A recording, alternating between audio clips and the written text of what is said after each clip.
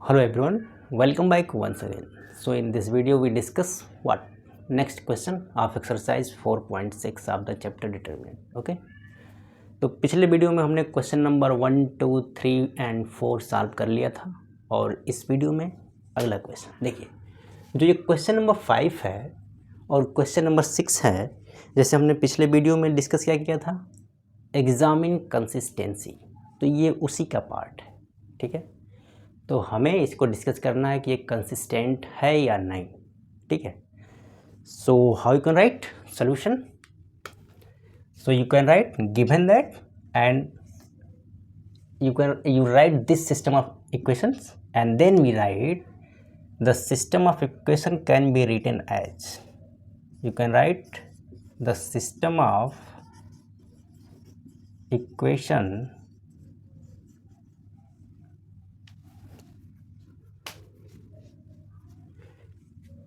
can be written as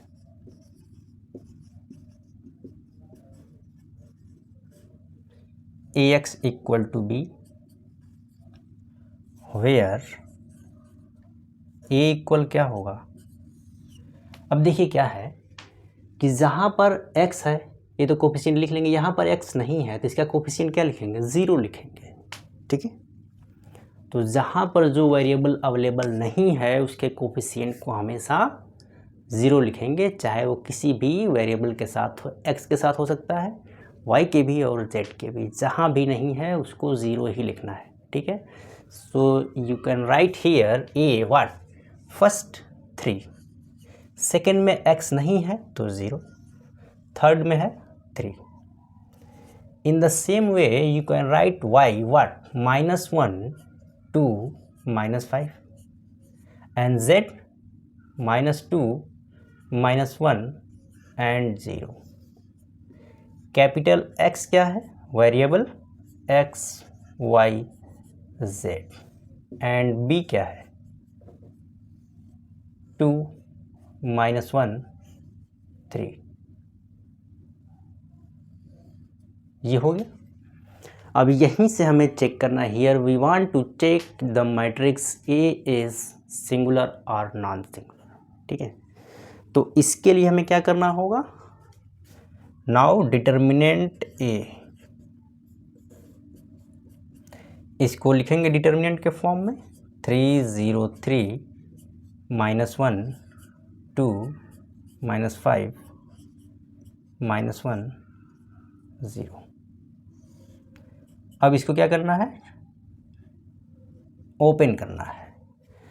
सो किसके according open करेंगे, आप जिसके अकॉर्डिंग ओपन करना चाहें। तो हम R1 के अकॉर्डिंग ओपन करेंगे तो क्या मिलेगा हमें, पहले मिलेगा 3 and in bracket what 0 minus of 5, so you can right 0 -5 minus of what -1, so you can right plus and what 0 minus of -3, so you can write 0 plus 3 again -2 and in bracket you can write what 0 -6। आप simplify करोगे तो क्या मिल जाएगा, यहाँ से -15 plus what 3 -6, minus minus plus हो जाएगा 12। ठीक है,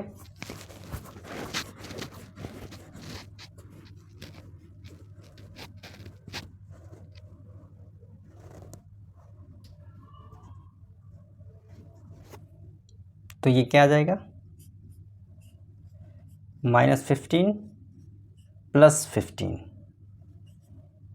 क्या आ गया, 0 आ गया।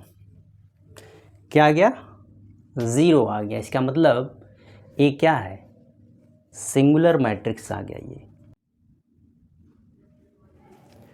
तो ये आ गया आपका क्या, ए क्या है, ए is singular matrix.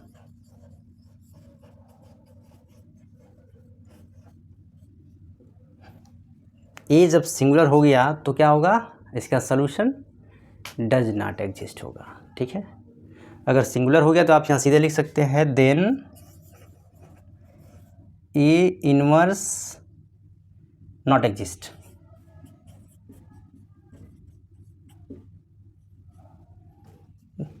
thus the system of linear equation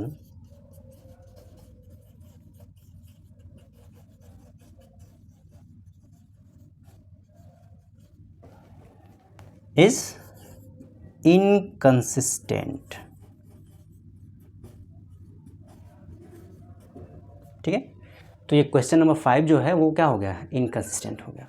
इसी तरीके से क्वेश्चन नंबर 6 को हम चेक करेंगे ये कंसिस्टेंट है कि नहीं। तो कैसे करेंगे, देखिए, ax इक्वल टू बी लिखेंगे आप।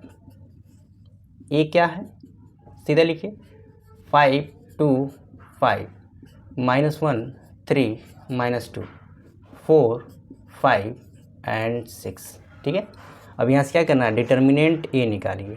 तो ये क्या, ओपन कर देंगे इसके अकॉर्डिंग, यानी 5 हो जाएगा in bracket 18 minus of plus हो जाएगा ये 10 plus again 12 minus 25 plus 4 and in bracket you can right -4 -15। इसको आप सॉल्व करेंगे तो क्या आ जाएगा, ये क्या आएगा, ये पहला क्या आ जाएगा 140 माइनस ऑफ 13 एंड -76। ठीक है, यही आएगा। और ये सॉल्व करेंगे तो क्या आएगा 140 minus what 89 and you can write 51। So this is non zero. इसका मतलब ए क्या है, नॉन सिंगुलर हो गया, तो इसका ए इनवर्स एग्जिस्ट करेगा, तो ये क्या हो जाएगा, कंसिस्टेंट। क्या हो गया, कंसिस्टेंट। ठीक है, इसके पिछले वीडियो में हमने सिस्टमेटिकली लिखवाया हुआ है कि क्वेश्चन का सलूशन आप कैसे लिखेंगे, सेम उसी तरीके से इसको लिखना था। ठीक है, हमको ये डिस्कस करना था कि ये कंसिस्टेंट है कि नहीं है। ठीक है, अब इसके बाद जो आपका नेक्स्ट क्वेश्चन है, क्वेश्चन नंबर 7 8 9 एंड 10। ठीक है, 11 भी है, फिर 12 13 और क्या है 14 तक 15 तक, ये सभी के सभी दिया है system of linear equation in 2 variable and 3 variable, और उसको सॉल्व करके आपको इसकी वैल्यू निकालनी है। ठीक है, तो अगला क्वेश्चन देखते हैं।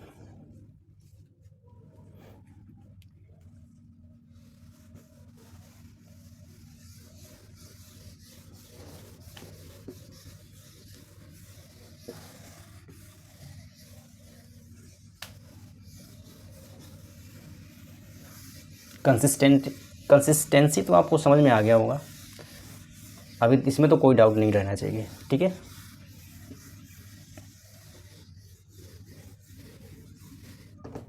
चलिए क्वेश्चन नंबर 7 क्या है, क्या है 5x plus 2y is equal to 4। दूसरा है 7x plus 3y is equal to 5। ठीक है, ये 2 ही वेरिएबल है। अच्छा, आपको ये तो पता ही होगा कि जैसे जब भी सिस्टम ऑफ लीनियर इक्वेशन दिया रहेगा उसमें जितने वेरिएबल रहेंगे उतने इक्वेशन भी रहेंगे। ठीक है, इस क्वेश्चन में वेरिएबल क्या क्या है, x एंड y, 2 हैं, 2 इक्वेशन है। अगर 3 हुआ x y z तो 3 इक्वेशन रहेंगे। ठीक है, तो number of equation in a system of linear equation is equal to number of what, number of variable present in the system of linear equation. बात समझ में आ गई, सिंपल क्या है कि जितना वेरिएबल उतने इक्वेशन, बस इतना ही है, कुछ नया नहीं है। ठीक है, आगे देखिए, अब इसका सोल्यूशन करना हमें। So here we want to solution of question number 7, x and y की वैल्यू हमें क्या करना है, फाइंड आउट करना। So we want to find the value of x and y in question number 7। So how you can find. ठीक है, systematic वैसे ही चलना है जो हमने आपको क्वेश्चन नंबर 1 को लिखाया है। तो आप उसको पिछले वीडियो को देखिएगा। अब देखिए इसमें क्या हम चलते हैं, क्या है कि पहले क्या है ax इक्वल टू बी के फॉर्म में लिखेंगे। a की वैल्यू यहाँ पर क्या आएगी आप इक्वेशन से लिख दीजिए, क्या है 5, 7, 2 and 3। x की जो वैल्यू है वो आएगी variable x and y। b क्या आएगा 4 and 5। हमने अभी तक कुछ नया किया ही नहीं, जो दिया है लैंग्वेज में सिस्टमेटिक बस लिखा है, ठीक है, यहाँ तक हो गया। And now we check here a is singular और non singular, so we want to find determinant a। 5, 7, 2, 3, 15 minus 14, 1, non-zero, so you can say A is non-singular matrix। क्या है singular matrix, then A inverse exist करेगा। अब क्या करना है आपको, now A inverse is equal to 1 upon determinant ADJ। अब ADJ का मतलब क्या होता है, नया थोड़ी है, एडजॉइंट ऑफ A, और you can say adjoint of matrix A। Okay, आगे देखिए एडजॉइंट A, अच्छा ये क्या है डिटर्मिनेंट A की वैल्यू आ गई 1, नो टेंशन।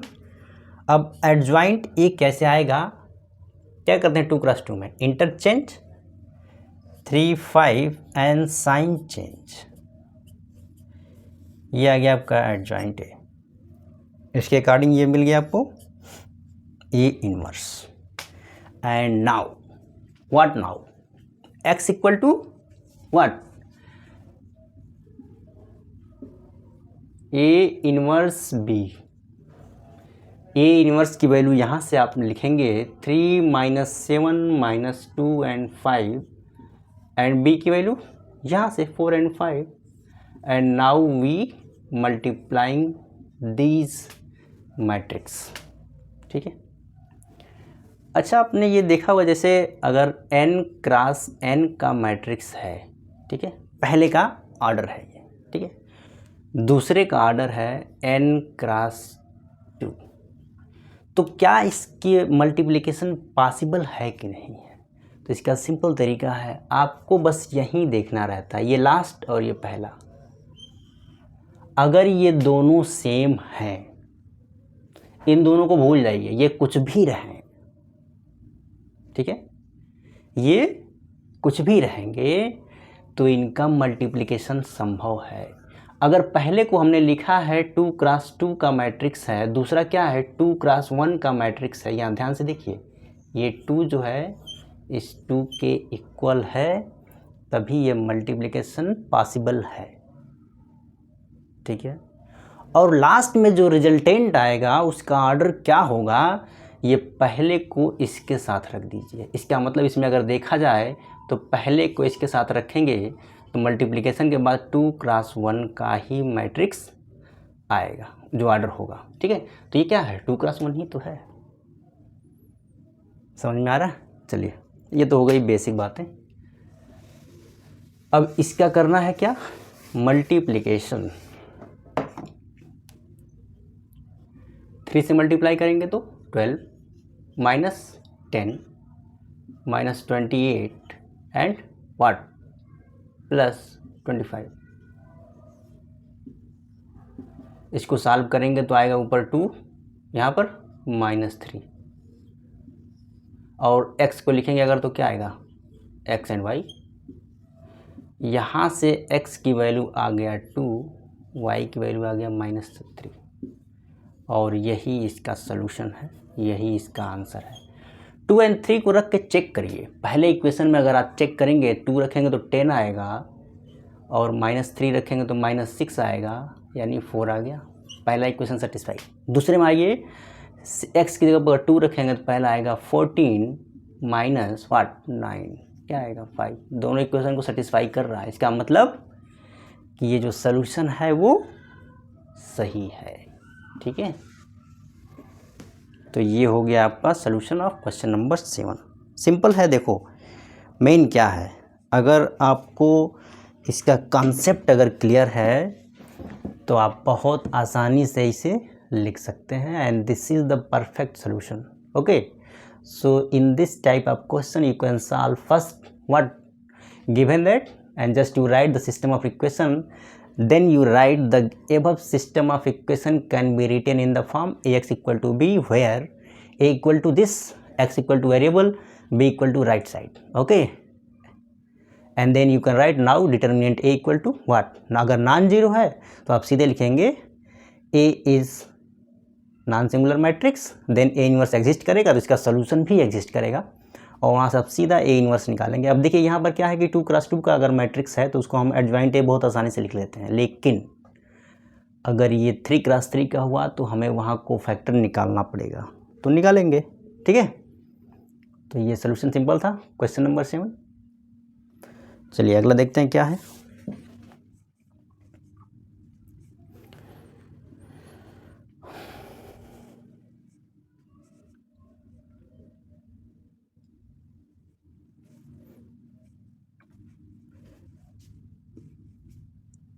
एट क्या है, सेम ही है, आप लिख सकते हैं। 9 भी सेम ही है, ये भी 2x2 ही का है। ठीक है, तो आप इसको कर लीजिएगा, बाकी कोई दिक्कत नहीं है। क्वेश्चन नंबर 10, 11 एंड 12 ये सब 3x3 के हैं, या इवन 13 भी। ठीक है, और 14, 15। ठीक है, तो आपको क्वेश्चन नंबर 10 ये 2x2 का है, तो आप इसको लिख सकते हैं आसानी से, जैसे अभी हमने लिखाया था। और क्वेश्चन नंबर 11 को अब हम सॉल्व करेंगे। ठीक है, क्वेश्चन नंबर 11 को, तो आइए उसको सॉल्व करते हैं।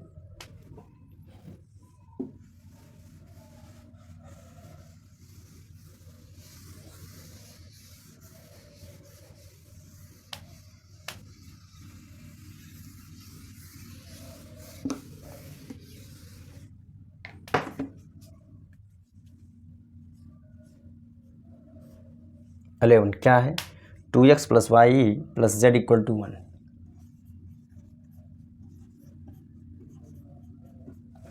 दूसरा है x minus 2y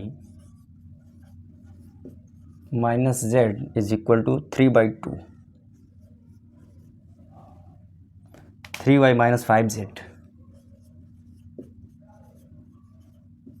equal to 8, 9। इसका क्या करना है, सॉल्यूशन हमें फाइंड आउट करना है। तो कैसे करना है उसको देखते हैं।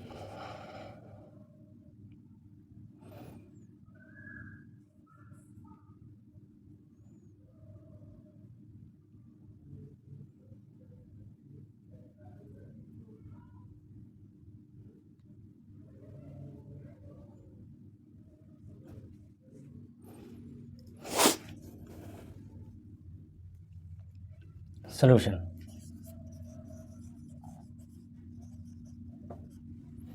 ए एक्स इक्वल टू बी, यहाँ तक समझ में आ रहा है। ए की वैल्यू लिखिए पहले, क्या आएगा, 2, 1, 0, 1, -2, 3, 1, -1, -5। एक्स क्या आएगा, XYZ। बी क्या आएगा, 1, 3/2, 9। ये हो गया। पहला काम क्या है, चेक करेंगे डिटर्मिनेंट ए को, क्या आएगा। ये इस 2 के अकॉर्डिंग अगर ओपन करेंगे तो क्या आएगा, 2, 10 + 3। इस 1 के अकॉर्डिंग अगर ओपन करेंगे तो माइनस आएगा, -5 -3, और ये तो 0 हो जाएगा। ठीक है, हमने C1 के अकॉर्डिंग ओपन कर दिया। ठीक है, तो ये क्या आ जाएगा, 26 + 8 यानी 34। नॉन ज़ीरो आ गया। ये क्या आ गया, नॉन जीरो आ गया, तो इसका मतलब इसका ए इनवर्स एग्जिस्ट करेगा। ठीक है, तो ए इनवर्स एग्जिस्ट करेगा, तो उसके लिए हमें क्या करना है, एडजॉइंट ए निकालना है। ठीक है, यहाँ तक लिखने के बाद आप सीधा लिख सकते हैं hence A is a non singular matrix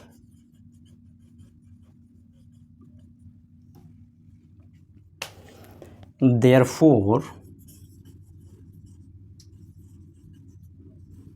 A inverse exists.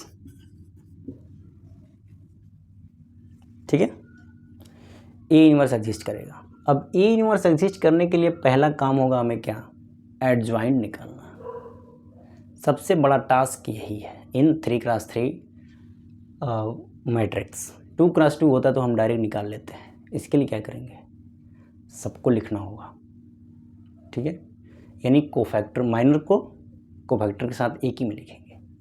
ठीक है, यहाँ तक तो आप हर क्वेश्चन में लिख लेंगे। इसके आगे कैसे लिखना है अब वो देखिए। ठीक है, कैसे, आ जाइए यहाँ पे।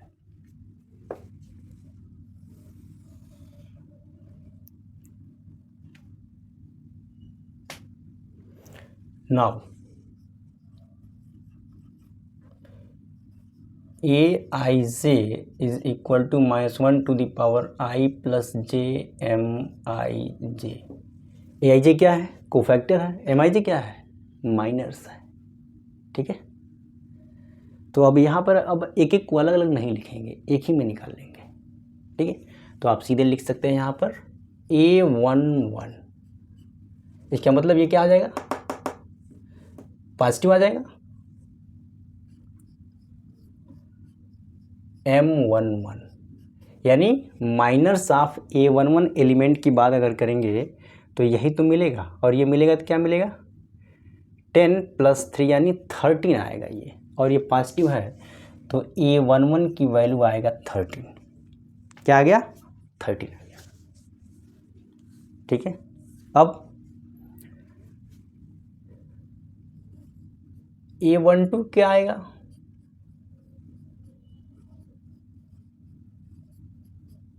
निगेटिव तो आएगा। ठीक है, और M12 के लिए क्या करते हैं, मतलब इस 1 के अकॉर्डिंग इसका माइनर अगर लिखेंगे तो क्या मिल जाएगा, 1 -5, ये -5 आ गया और ये 0 हो गया, सो -5 आ गया। ऑलरेडी यहाँ पर माइनस है तो ये +5 हो जाएगा। ठीक है, सेम इसी तरीके से आपको हर एक का लिखना होगा। तो A13 क्या आएगा,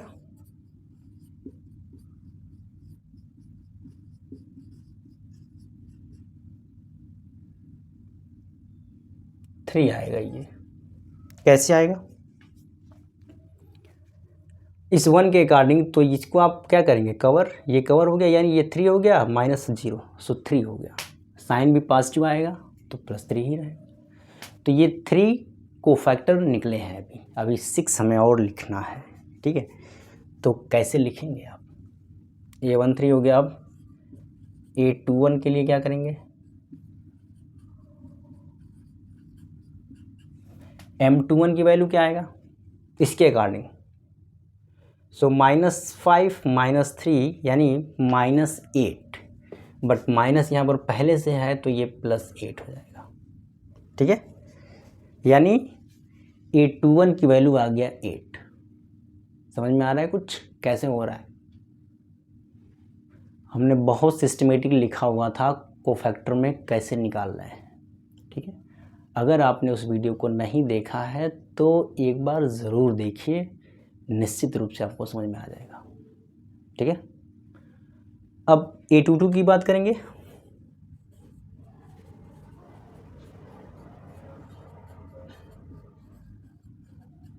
M22 क्या आएगा, इस -2 के कारण ये कवर हो गया, ये कवर हो गया, यानी -10 -0 सो -10 आ गया। ये क्या आ गया, -10।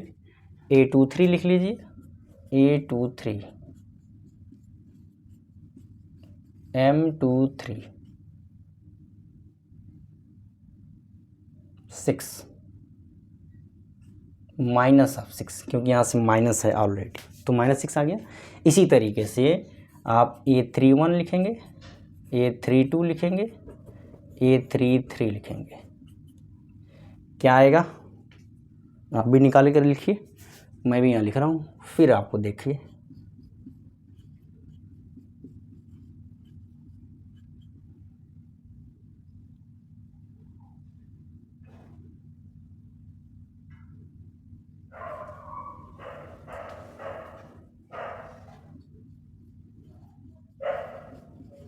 M32 क्या आएगा, 2 के लिए अगर लिखेंगे तो -2 -1 -3 and again minus available so +3 and A33 की बात करेंगे तो -1 to the power 3 + 3 M33 so you can right what -4 -1 -5। तो हमने यहाँ पर सभी कोफैक्टर को लिख लिया है। अब यहाँ हम लिखेंगे क्या, एडजॉइंट ऑफ ए, ठीक है, यहाँ तक ठीक है। अब हमें लिखना क्या है, एडजॉइंट ऑफ ए, ठीक है। तो लिखते हैं एडजॉइंट ए क्या है। अब देखिए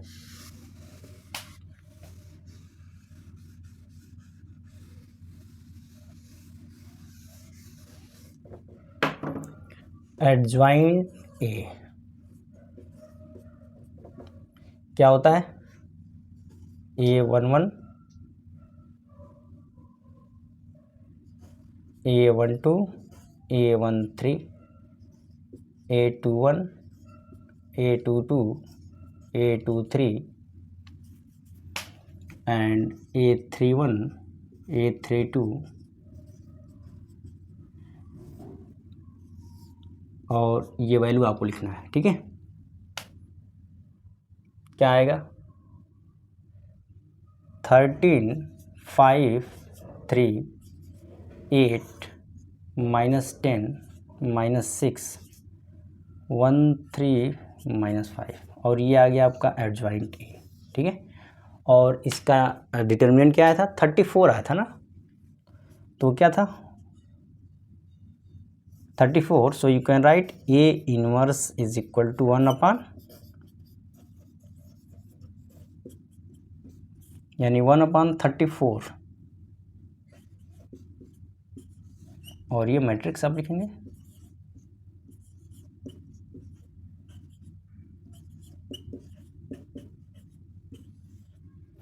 यहाँ से मिल गया आपको A इनवर्स। अब आप क्या करेंगे, वही सीधा x equal to A inverse B। अब इसको कैलकुलेट करेंगे, सीधे x y z की वैल्यू मिलेगी और यही आपका आंसर हो जाएगा, ठीक है। तो आप इसको निकाल लेंगे। समझ में आया कितना सिंपल है। और इसी तरीके से ये आपका एक्सरसाइज में जो है 11 नंबर हो गया। अभी इसमें 12 है, 13 है, ये सब के सब हैं। तो कोई नहीं, इसको एक वीडियो और हम इस पे देखेंगे ताकि आप आसानी से इसको सॉल्व कर पाएंगे, ठीक है। तो ये छोटा ही वीडियो था, कोई बड़ा नहीं था। मेन क्या है, कॉन्सेप्ट समझ में आना चाहिए। अगर कॉन्सेप्ट समझ में आ रहा है तो आप बहुत आसानी से इसको लिख लेंगे, ठीक है। सो आई होप आपको समझ में आ गया होगा। फिर भी कोई डाउट है तो आप कमेंट कर सकते हैं, ठीक है। कमेंट करेंगे तो हम उसको देख करके ये लगेगा कि आपको जहाँ प्रॉब्लम है उसके अकॉर्डिंग बात किया जाएगा, okay. So now we will meet you in the next class with next topic. So keep watching, keep learning. Thank you very much. Thanks for watching.